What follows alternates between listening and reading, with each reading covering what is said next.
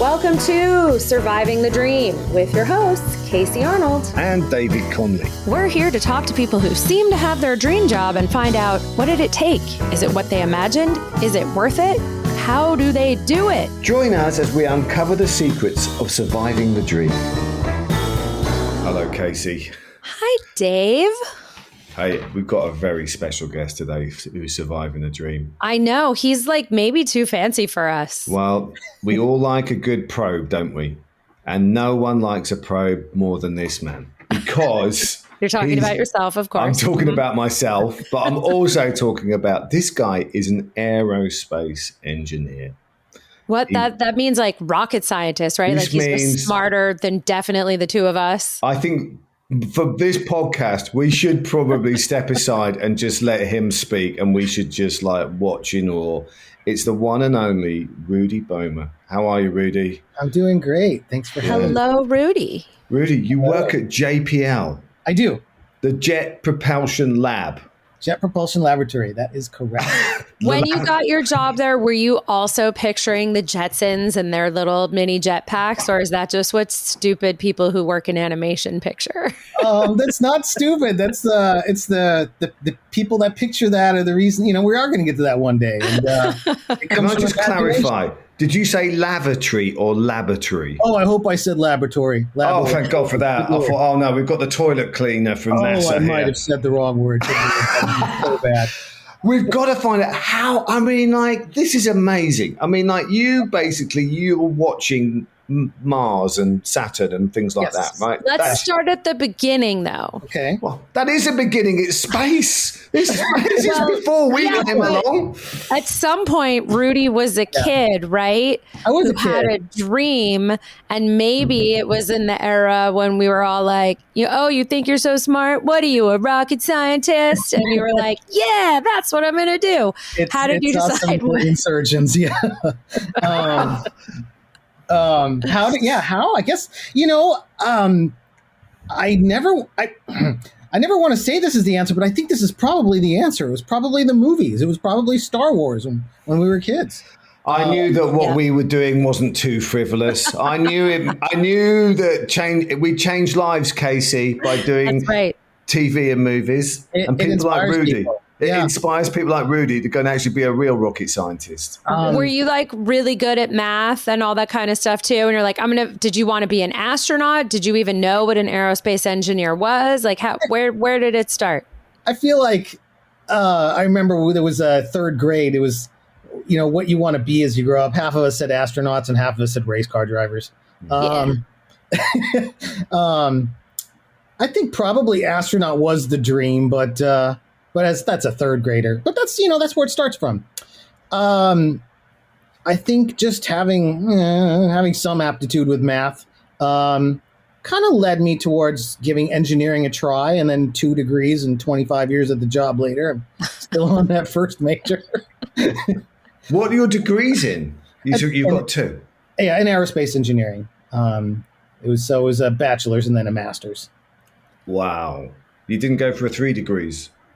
I felt like 2. I think the 2 was 3 is overkill first, and I think after the 2, it was let's just get started with this with the real world. So like once you have a business card that says NASA on it, are you like, yeah, I did it, I'm there? It's funny. My first day, they gave me a nameplate. Like I just remember going to my dad's office when I was a kid, and he had a nameplate on his desk, and they gave me one of those, and that's like, it's at the back of my head, like, oh, this is so cool. That was my business card. What did your dad do? He was I shouldn't say he raised 3 kids.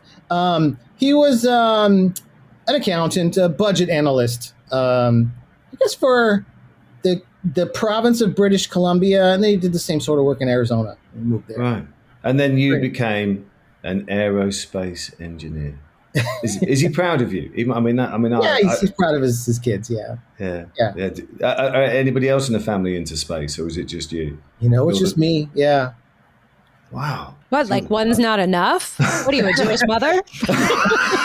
You've only got one aerospace engineer in the family. What's the matter with you? Yeah. Oh, so wow. What does that mean? Like, what do you actually do? Yeah. Yeah. I'm on 2 projects. spacecraft operations. So 2 spacecraft. Both of them are Mars spacecraft. One is an orbiter called Odyssey, which has been going around Mars for 20 years now.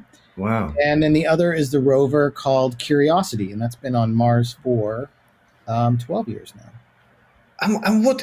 So, what is your job? Your race? Are you watching what it does? So yeah, on one of them more than the other, I'd say. So for the orbiter, I am a mission planner and sequencer, in English terms. That's sort of helping to put the activities that the spacecraft's going to do, and then putting together the sequence of commands that go up to the spacecraft that operate the spacecraft itself. So you're actually moving it. You're involved with moving it around? I wouldn't say moving it around. Most of them moving it around, like in the real moving it around, it's gravity. It's the satellite of Mars. So the gravity's doing the heavy lifting as far as moving it around. But what the spacecraft is doing, maintenance activities, sending data to Earth. It's a big part of it is sending data to Earth. Come on, share some data exciting data. There's got to be things that us lesser mortals don't know about. The big activities that our rover does. Sorry, I'll get to the rover too. That the orbiter does is the science observations. We have an infrared camera and a visual camera. It's 20 years old, so it's old technology. But the scientists have still had a chance to make pretty good use of it. They're pretty excited about the observations that it takes, and especially we take limb observations. We can look at the Martian atmosphere that way. Do you think that we'll ever see humans living on Mars? Living on Mars? Well, I feel like that movie, The Martian, gave a pretty good idea of what something like that's going to look like beyond the dire circumstances. So like Arizona is what it looked like to me. Yeah, I'm just hearing Hollywood is getting it right. That's it. Yeah, the guy that wrote that book, and that's true. The movie, the movie did a good job with the book. Yeah, I'd say so. So how hot? What's the temperatures up there? It's colder. It's I want to say at the hottest, it's like the super hot where we are dying over here. Its super peak, I want to say, is like, I'm going to go to Celsius, 20 degrees Celsius. But it's double like, that and add 30, right? So that's 20. To get to Fahrenheit. Yeah, 70 degrees. 70 for all my American friends. Thank you. Thanks. Sorry. I and the other Americans appreciate you doing that math for us. Yeah. Maybe I could have been an aerospace engineer. You could play one on TV. But coldest, it's like minus 100. Wow. Oh, that's cold. Yeah. So when you guys are getting those readings, is the machinery, if that's even the right word, is it like prepared? Is it designed to withstand extreme temperatures? Yeah. It's obviously, otherwise it would like explode or disintegrate, right? It can, I guess in that sense, it would probably just freeze. And we have heaters on the spacecrafts that can take care of the equipment that's really sensitive. I've just got for my American friends, that's 148, minus 148 degrees Fahrenheit. Oh, thanks for that. That's very cold. That's very cold, isn't it? Yeah. So humans could not survive that, I presume. Not on their own, and not in the, not without a lot of protection. Wow. Not in the naked atmosphere. So when you guys are watching that, are you taking data just to like monitor the different planets to see if we should be going to other places, to see how it's affecting our weather? Like, what is the goal of watching all of that? Well, Mars is very close, and I feel like that is its biggest draw. It's easy to get to. Venus is easy to get to too, but it's just super hot. It's covered in volcanoes, and those volcanoes spew like greenhouse gases. So it basically has the greenhouse effect in runaway fashion. It's the surface temperature can melt lead. So there's no chance for people living there. I'm not gonna explore that one. Then I'm good with that. Yeah, we'll explore from a distance. And I thought Pasadena was hot, but that sounds ridiculous. Yeah, that is unexplorable. So Mars is kind of the best option. And what's interesting about Mars is that Mars, they're pretty sure that Mars used to have an atmosphere, but it doesn't have a magnetic field like Earth does. And that our magnetic field protects our atmosphere. Otherwise, the solar wind would blow it away, which is what they believe happened with Mars. So they know Mars actually does have water, but used to have more water. It has very little now. They found it below the surface. But they believe it used to probably, I think they believe it used to look a lot like Earth. A long, long time ago. So perhaps there is life there, or life was there. That would be the ultimate goal, to find evidence of past life. Have you got close to, what's your instinct telling you? Do you think there was past life there? There's nothing that we've found that has said definitively no. Okay. I feel like until we get that answer, it's... What would be the thing that you guys are searching for? Like some alien skeleton buried underneath the ground? Like what would you be aiming for? I feel like the ultimate find would be like fossilized. Like it probably might maybe even be like cellular life. I was going to say, what would you expect it to be? Would you expect it to be like an amoeba, or are we getting closer to it? Yeah. All right. Right. So you're not expecting that we're going to discover like a human or an animal, or like right? Yeah, like a bug or something. I like my TV version, but I appreciate the reality of science. Right. But so we'll settle for an amoeba. We're aiming for a human being, but we'll settle for an amoeba. Yeah, a bug would be kind of cool. But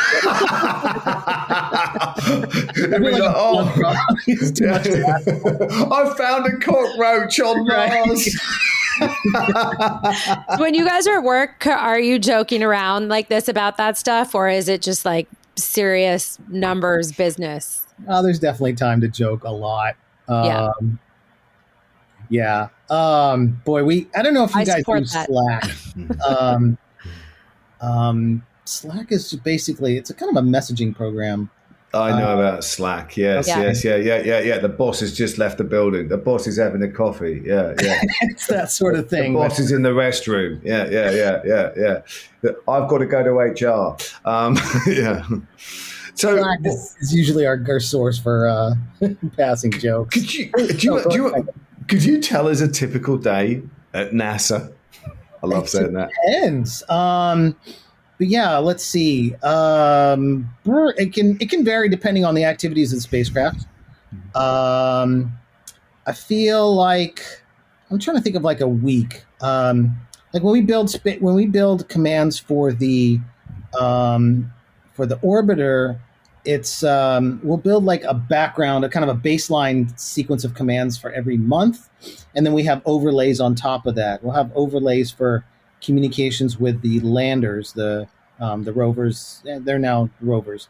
We used to have landers that didn't move, so we just call them rovers and landers.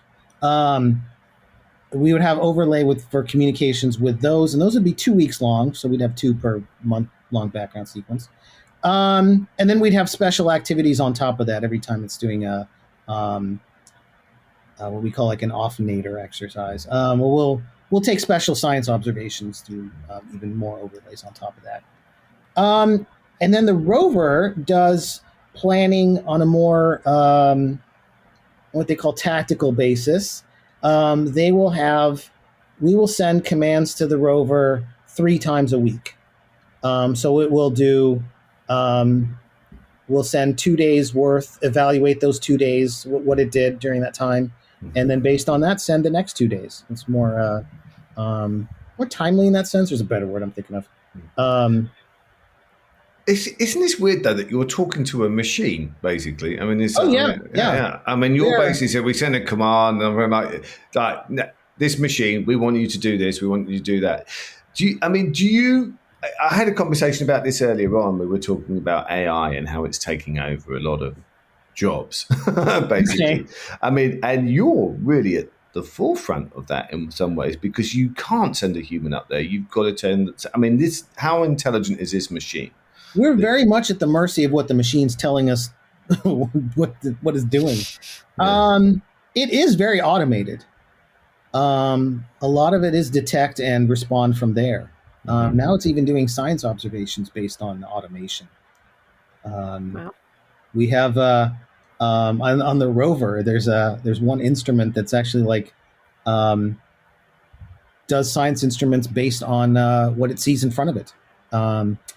The driving of the rover is very interesting. I was very surprised. I'm fairly new to the rover. I've only been on rovers for the past 3 years. But I was very surprised how much the rover, the automation behind the driving is involved. It's very sensitive to the terrain in front of it. And if it's just not comfortable with what it sees, it gives up and just lets us know.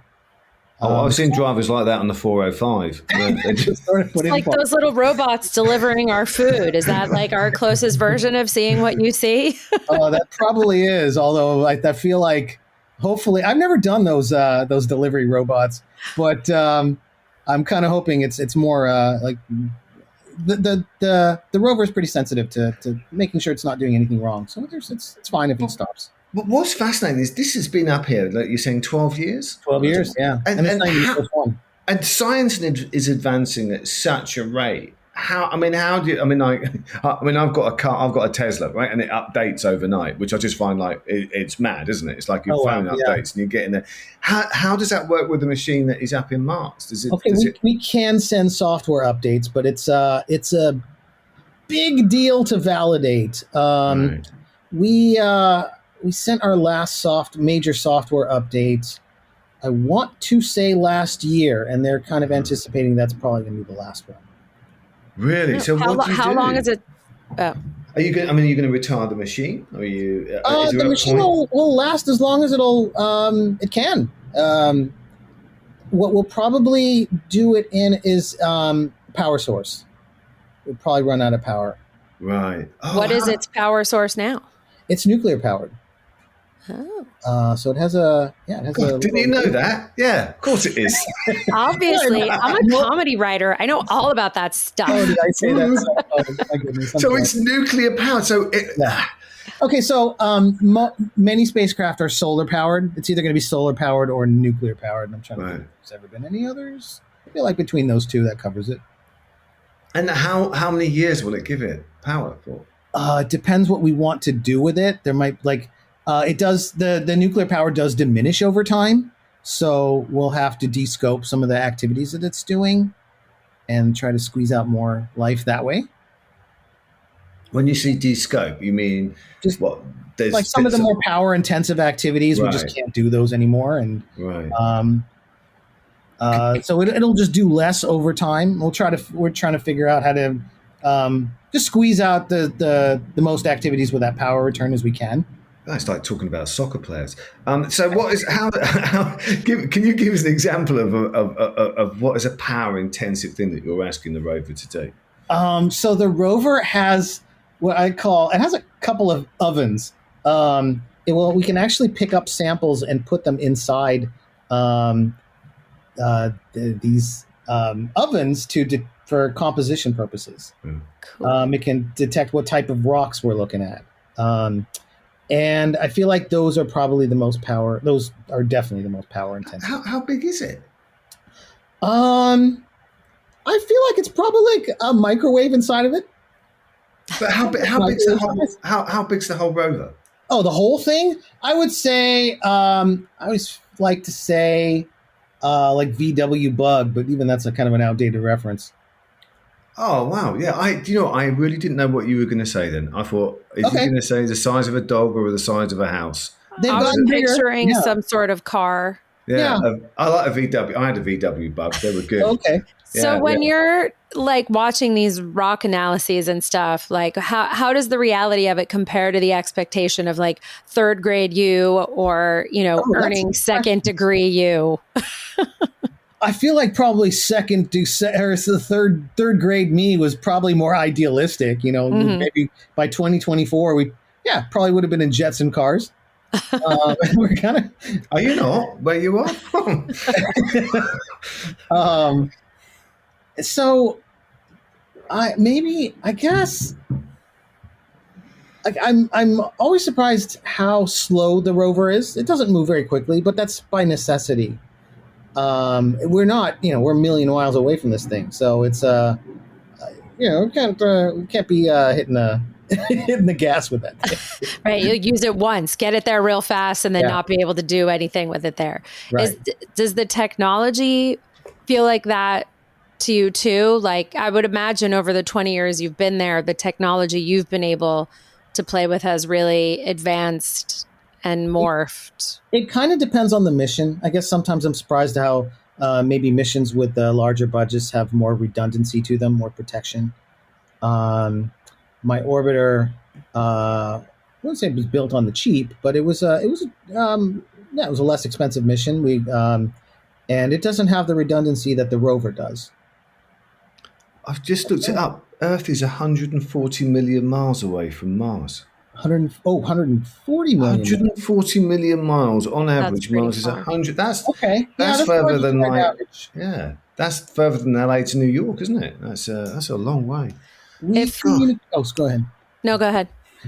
We communicate with the spacecraft at Mars with radio waves, which are going at the speed of light.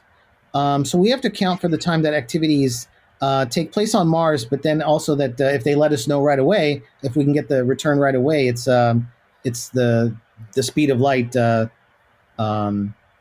Earth receive time, they call it. So I know that Mars and Earth are about 5 to 20 minutes away in that sense, in the light speed, I suppose. Wow. Depending on how far Earth and Mars, depending on whether Earth and Mars are on different sides of the sun.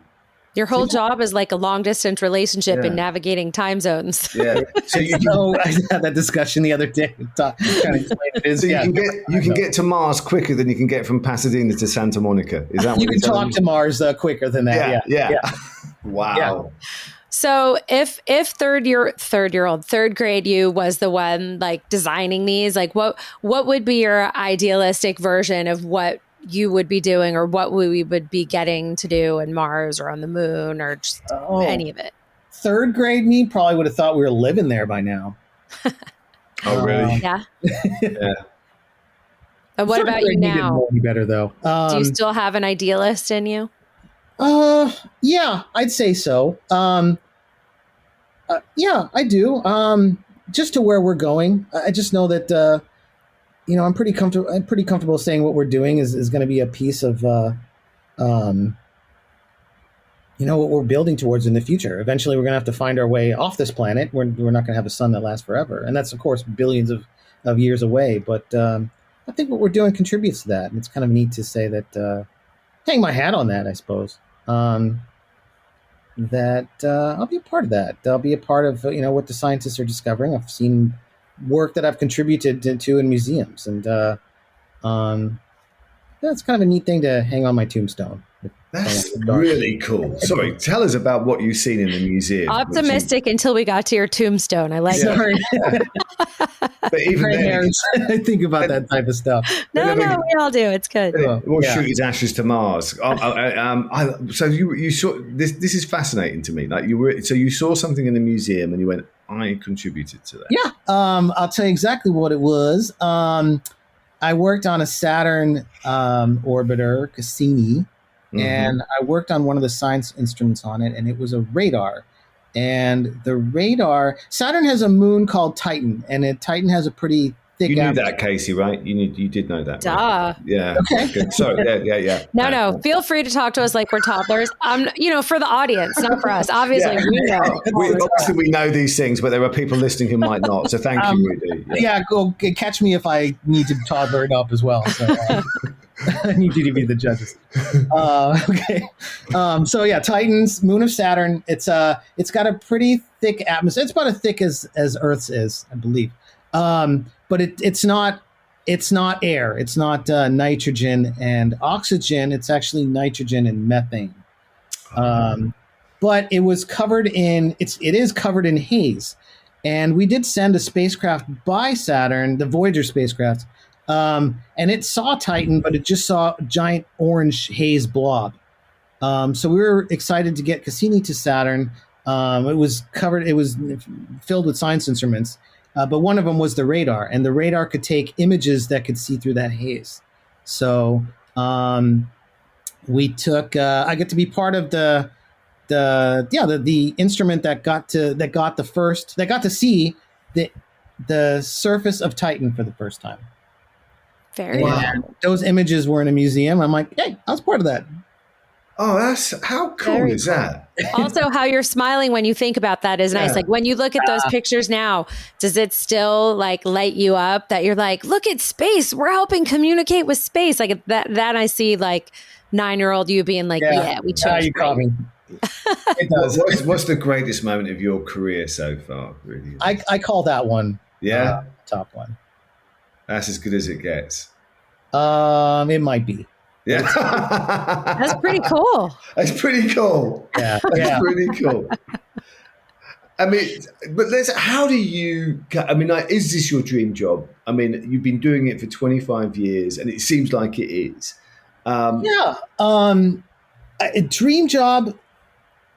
It's hard for me to say because I never changed my major.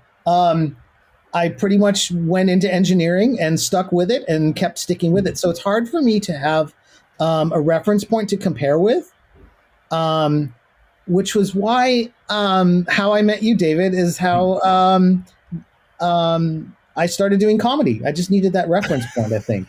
Then you went, I'm good. Right. I was going to say, we're like, oh yeah, definitely not the way to go. I don't need to hang out with these losers. I'm a fucking rocket scientist. Jesus, what was I thinking? Oh my God. Comedy was an awesome cross section to meet a lot of. I love that. I remember you doing shows at the Ice House for scientists. Yeah, it was great. I love it. That is great. Thank you. But yeah, I guess it did give me that appreciation of what I have at work. I love that. I really appreciate what I did because I did what you did for 5 minutes. I feel like we could recommend that to anyone listening. If you're feeling unsure about your job, go try doing an open mic sometime and see how amazing stability is. Yeah. Realize that you are living your dream. There's a lot of people I met that comedy was their dream. Yeah. Well, you're looking at him. Same. Are there any like challenges that make you wonder that? Like, was there a particular thing that was happening that you're like, I don't know, is this still the thing? Maybe I need to try something else that made you try comedy? Yeah, I think so. I think there's, you have those what if moments. I don't think I'd ever really want to return to comedy, but I'm glad that I don't have that what if about getting on stage. And I have smile moments of some of the better shows that I've done. The difference is, you see, it's my audience that says we don't want him to return to comedy. With you, it's you saying that. That's not true. But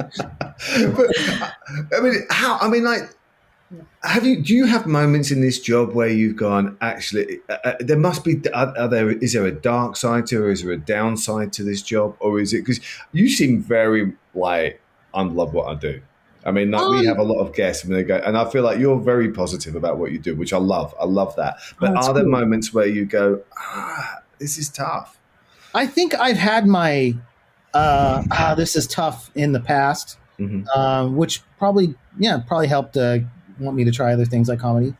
So now that I'm past that, I probably am a little on the smiley side. Yeah. We're going through budget issues that we've seen people had to leave, and that's really not been fun. I'm optimistic that we'll come out of it in a better place, and the people that want to come back will be able to come back. But it's tough. It's tough right now. Is that a government thing? Yeah. The budget? Yeah. So I think it's part of it. Yeah. Yeah. So it needs government funding, and I presume a lot of funding for something like this. For sure. Maybe government. If you see like they're maybe want to give commercial businesses a try, Mm-hmm. which could be right. I'd see no problem with getting as many people into the field as we can. Mm-hmm. But we have our role at JPL, and I think that we've played it pretty well. So I'm just kind of hoping that. I mean, for those that don't know, JPL is like a city on itself. I mean, I remember being at the mountains and going, "Is that Glendale?" Oh no, it's JPL. I mean, cool. Okay. Yeah, it's huge, isn't it? We're a college campus. Yeah, absolutely. Yeah, I mean, I've never been on that campus because you get there and there's security and you go, but there's a little boy in me who goes, oh, I want to go and have a look around. Right, I want to meet an astronaut. I want to see this stuff. We don't have astronauts. They come visit every so often. Yeah, they come visit. And what's that like? I mean, what's it like going to work and going, yeah, I'll work here, and there's an astronaut. It's a big deal if an astronaut comes. Usually doing a talk, and I think an astronaut came to. I used to work on the rover, did a talk for the rover folks, and people took pictures with her. And I was out of town at the time. I was working remotely. I'm sure another one will come back. Yeah. Oh yeah. Right? Sure. You're in the right place to meet astronauts, really. Yeah. But astronauts, we do unmanned missions, so we're not going to we're not going to work with astronauts. Mm-hmm. Gotcha.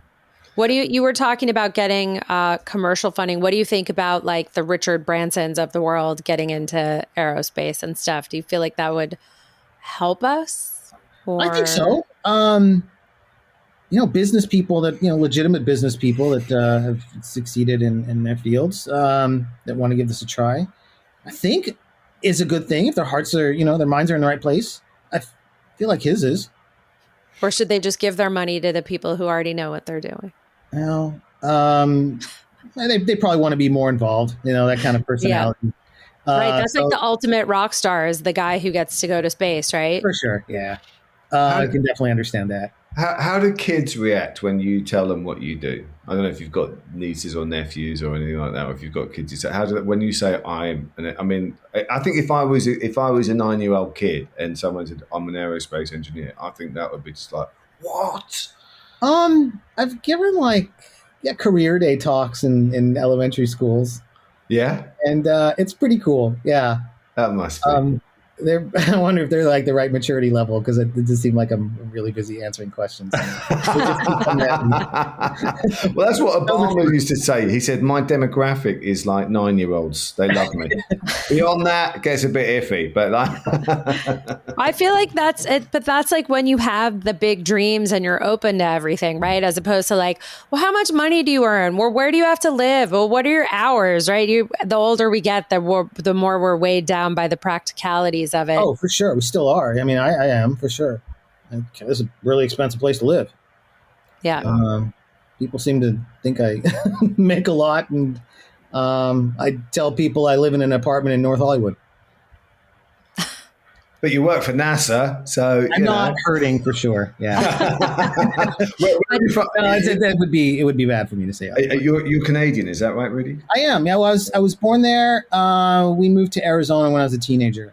Uh-huh. So now I'm both. Yeah, Canadian and American. Right. A special relationship. And then what was it? NASA that brought you to LA?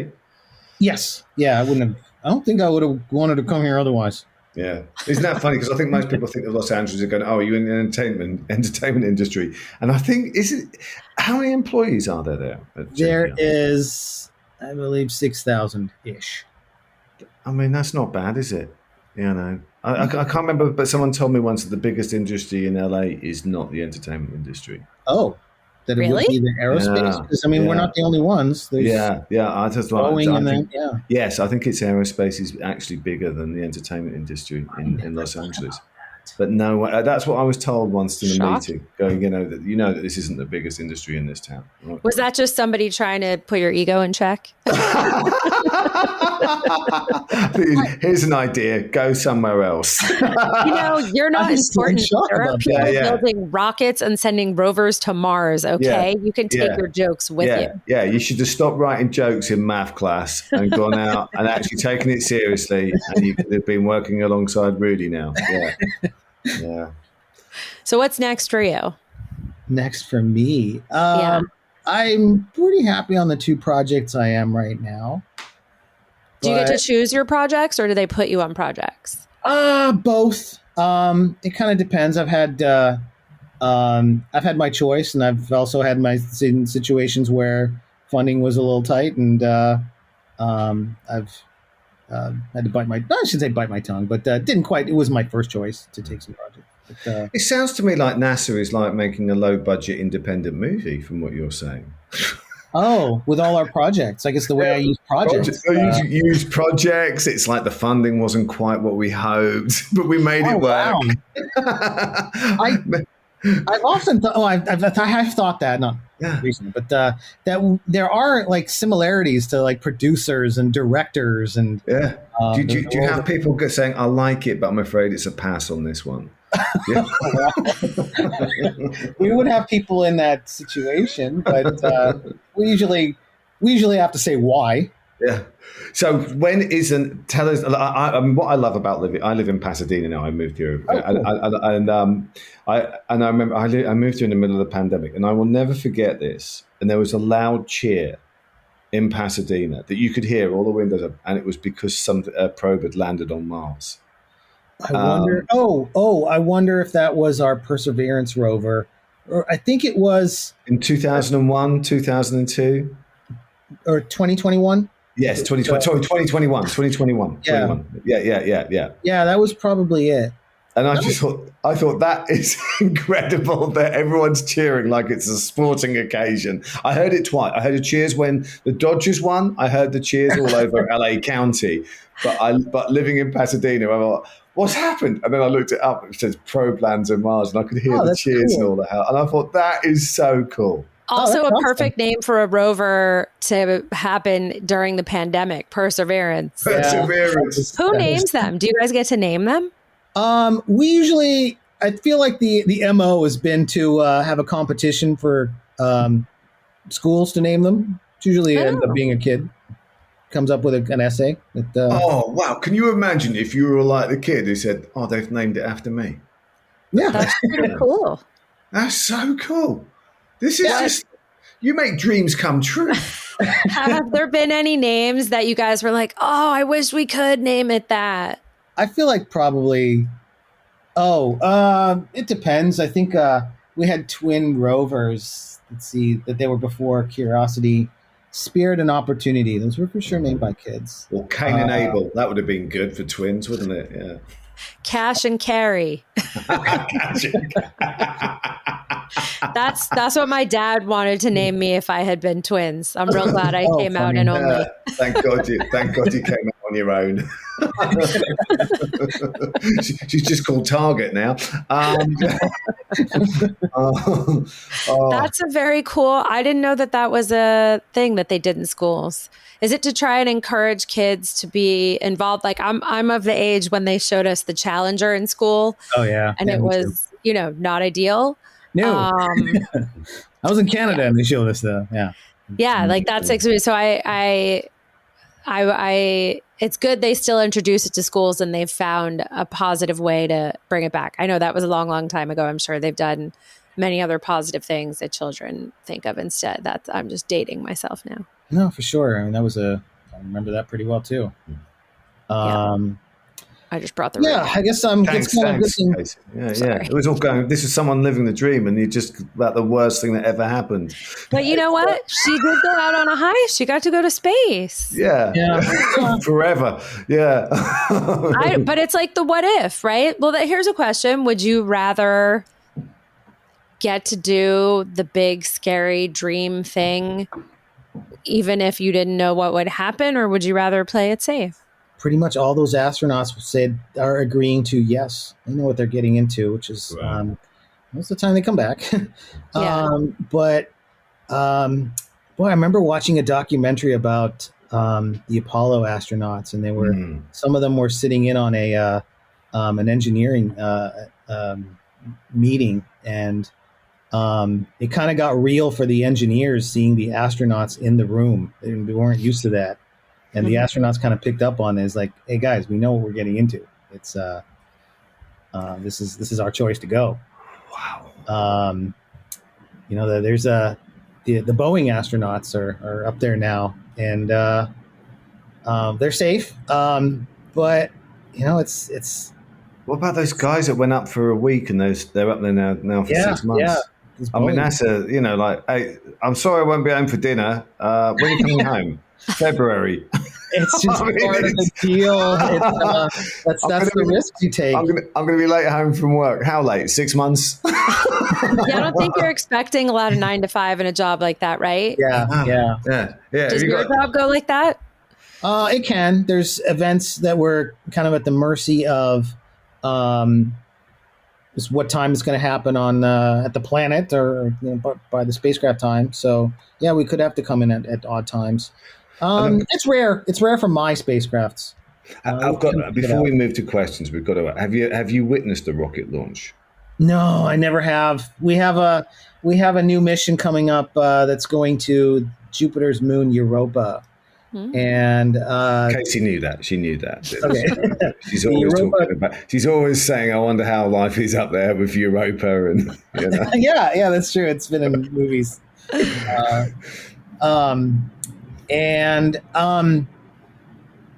lot of folks are gonna go watch we watch and I have to admit, pretty jealous.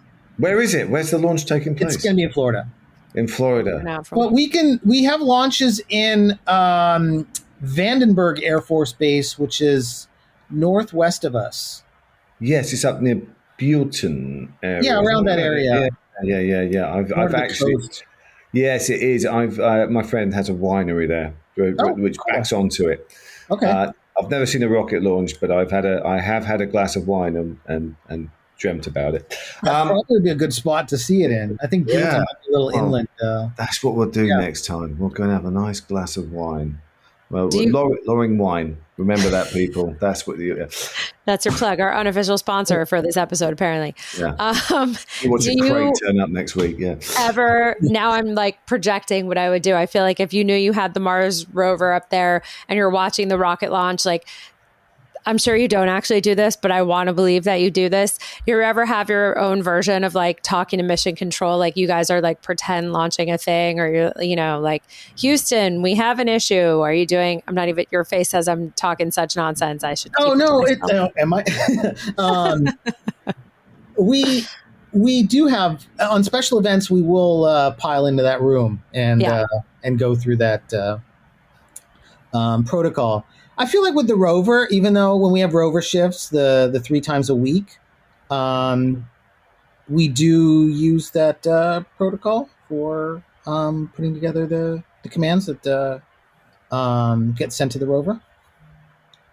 There's definitely formality that we want to stick to, so we make sure that we're not skipping steps. Right. All right. I meant more on the Slack. I trust that you guys are being responsible with the actual gear and stuff. On the side, there could be some activity. I probably feel like getting older. I can't do 2 things at once as quick. So before we test Casey's knowledge out on other moons, what about your knowledge? Yeah, we're coming to the end of the podcast. Is what I'm trying to say. Oh, what a shame! Yeah. Oh, so we won't go there this week. What a shame we ran out of time because there was so much I wanted to tell you about my knowledge of around Uranus. Really, we're going to ask you the same questions we ask everybody. There's no wrong answers to this. Okay. Well, 1 or 2 have got them wrong. No, but if you won the lottery tomorrow, the big one, what would you do? Okay, money is no object. Yeah, none. I probably wouldn't stay at my apartment anymore. Sorry, apartment. You've done a pretty good job for quite a while. But, I probably might step it up a little bit. Get the one next door as well. That's true. Yes. Oh, that'd be so bad.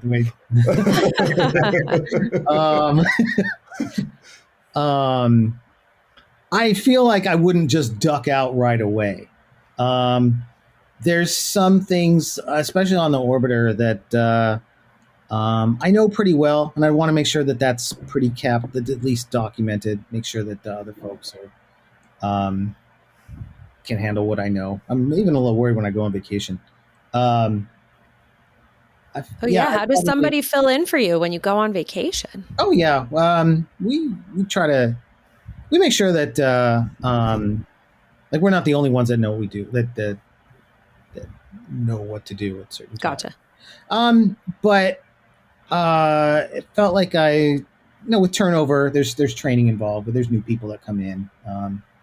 So especially with being starting to be one of the older people, it's there's things that I know that it's just going to take a while for the newer people to catch up on.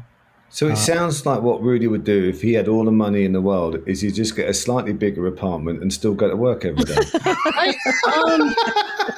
Sounds that way. That's fantastic. No, that's a good answer. I don't know if I would, though, but I definitely would stay long enough to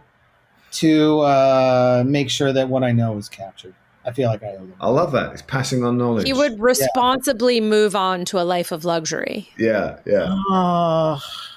I would definitely be taking a lot more vacations. Right. Yeah, we wouldn't. We certainly like the 3 weeks that we get a year. I feel like I'd probably have to. Well, I'll take them, but I might take a little bit more too. Would you get one of those space tickets where you can go up into space? Oh, yeah, I might do that. Infinite money. That'd be kind of cool. Yeah, you've got so much money. You might as well. Yeah. All right. Yeah, you're someone we would want up there. Yeah, I don't know. I hope you do win the lottery so you can do it because, that would be great, wouldn't it? Well, I'd have to play the lottery. Well, that's a problem that I have with it. It just leads to disappointment every week. It does make it harder to win if you don't get in the game. Yeah. I wouldn't go to Mars. It's too far away. But let's go up into space. Yeah. It's 140 million miles. I know that. Right. Would you go to the moon, or you just would go up into the Milky Way? I feel like the moon. The Apollo astronauts, I believe, took 3 days to get there. Mm-hmm. So that would be like a week. I could do that for a week, I think. I'm going to wait till they've got bigger rockets, to be honest. Yeah. You want the Concorde to the moon? Yeah, I want it faster. I want to get there faster, and I want to have a little bit more room. Sorry about that. Yeah. It's pretty tight there. Yeah. It looks a bit tight. Yeah. And that's why we are where we are. Okay, let's see. What is your favorite snack on Earth? And if you could bring a snack with you up to space, what would it be? Well, I'd hope like everyone could get to bring a snack. What do I buy the most of? I strangely buy licorice. That seems to be my... I think you could take that to space. Yeah, but don't eat too much. You can die from too much licorice. Really? Is that true? It's a guy, but you have to eat a hell of a lot of it. But okay, a lot. It's a lot in one sitting. Yeah. I don't know what it did. I don't know. There's someone died from licorice a few years ago. Maybe, jeez. Look it up. It's amazing. Yeah, you've brought it down. Here he's got one thing that makes him happy, and you're like, sorry. That could be on your tombstone as well, couldn't it? You can see his work in a museum, but he did eat a lot of licorice. That licorice was just so good, though. Yeah. You win some, you lose some. That should be a new question we ask is what would be on your epitaph? You're the first man to bring up his mortality on this show. Oh, really? Yeah, I think so. But then like surviving the dream. Yeah. You're dealing with space, though, so that makes sense. All right. So what's your favorite animal and why? It's an animal. It's popping into my head, so I want to say like the one that popped into my head is the one I want to give you. I always liked the Triceratops dinosaur as a kid. Oh, we haven't had that yet. That's solid. What do you like about a Triceratops, other than how fun it is to say its name? It is fun to say its name. I guess I kind of like it. Like it kind of like. I always felt like the meat eaters, the dinosaurs, are like the bad guys. They always make the T-Rex the bad guy.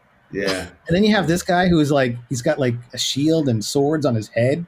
Yeah. I kind of feel like he was like, he's like the superhero to me of the. Was he vegan? Source. Oh yeah, he would have been vegan. Yeah, might have even been a fruitarian. Who knows? Gosh. All right, good. All right, Casey, you've got the final question. I'm writing a lot of comic books in my head as we talk. Oh, yeah. I don't know about you, Dave. Well, concentrate on the podcast. Yeah. No, I mean, I'm here too. I can do more than one thing. She's off writing comic books. I can multitask. Women are good at that. Yeah. Maybe it's just become a guy. I'm going, I can't do that. Yeah. It's the compartmentalizing. Yeah. I would like to know, Rudy, if we really knew you, what would we know about you? Oh, if we really knew me, I feel like I'm still coming out of the pandemic. Mm-hmm. I feel like I'm still working on that. I don't know. I feel like it's I feel like I'm slower coming out of it than everyone else, and that just might be. You mean like coming out of the isolation and getting used to peopling again? Yeah. It's. I get that.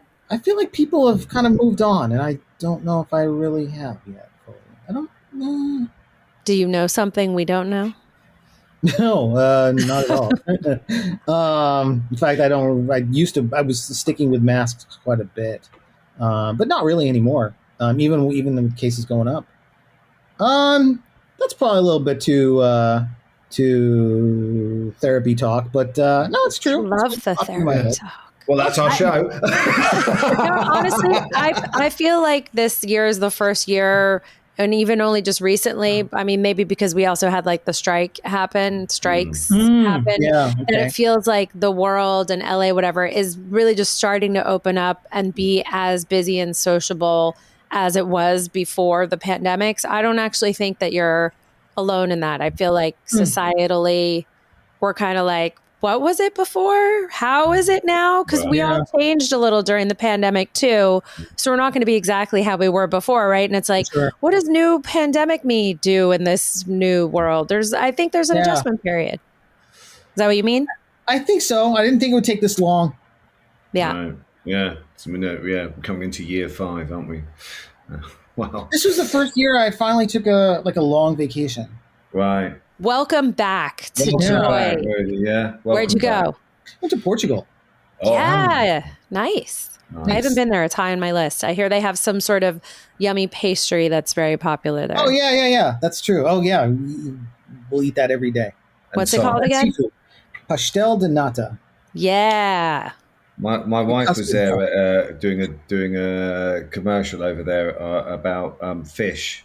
And they were big. She saw a fish being masturbated, so that they could get the eggs out of it. Just saying. Is that the last visual we want to leave people with? That's our show, ladies and gentlemen. Yes, let's talk about fish wankers in Europe.